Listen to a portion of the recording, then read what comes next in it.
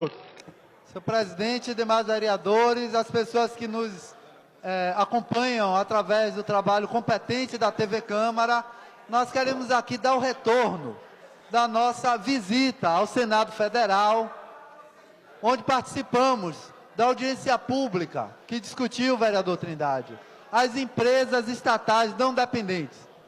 A audiência em relação à qual nós participamos como convidado para a mesa, fizemos uma fala de 12 minutos na mesa, abordando a situação dos municípios a partir do exemplo de Salvador, foi extremamente produtiva.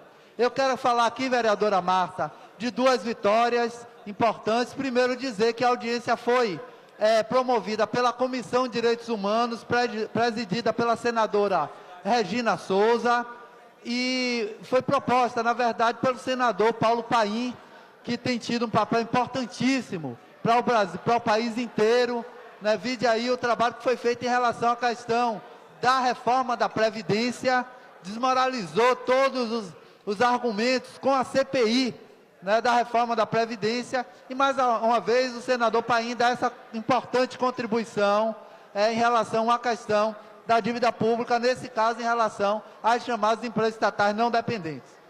Bom, quais foram as duas grandes vitórias que nós relacionaríamos? A primeira delas foi definido pelo Tribunal de Contas da União que vai se fazer a auditoria da dívida interna do país. Lá estava presente na mesa, nada mais, nada menos, que o coordenador do controle externo do TCU.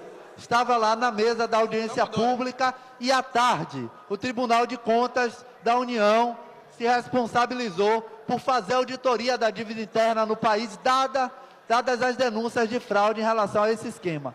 E a segunda grande vitória, tanto a senadora Regina como o senador Paulo Paim se comprometeram em dar entrada na proposta de se criar uma CPI para discutir as empresas estatais não dependentes.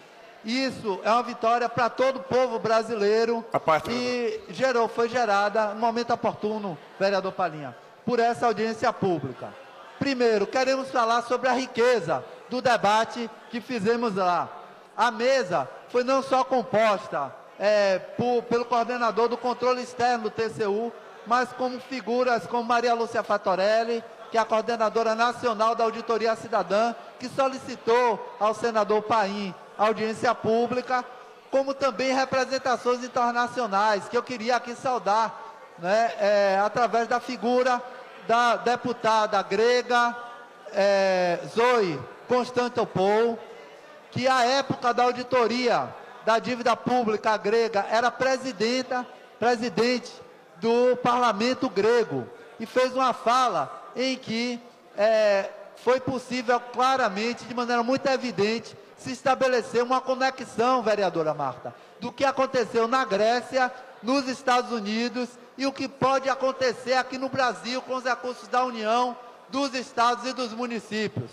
Eu quero citar a fala aqui do senador Paim, quando ele disse: essa questão está sendo propagandeada como uma solução para os entes federados. Na verdade, tem no meio disso uma enorme picaretagem. E numa segunda fala, já no plenário do Senado, do Senado Federal, à tarde, o senador observa que é um esquema fraudulento que já abalou a maior economia do mundo, conforme os convidados internacionais, criou uma crise na Europa e agora estão investindo nesse esquema de malandragem aqui no Brasil. Palavras do senador Paulo Paim no plenário do Senado Federal. Bom, para descrever rapidamente, vereador Canário, como o esquema está montado, é mais ou menos o seguinte: a prefeitura define, por decreto, né, a criação de uma empresa chamada estatal não dependente. Essa empresa vai ter o papel de chamar investidores que aceitem assumir o risco de antecipar seus recursos em relação à cobrança que a prefeitura vai fazer da sua dívida ativa. Parece um grande negócio, só que em troca desse adiantamento dos recursos, a prefeitura vai dar títulos de dívida pública, chamados debêntures, com a sua paciência, senhor presidente, rapidamente, que, em média, estão dando juros de 23% ao ano a esses investidores.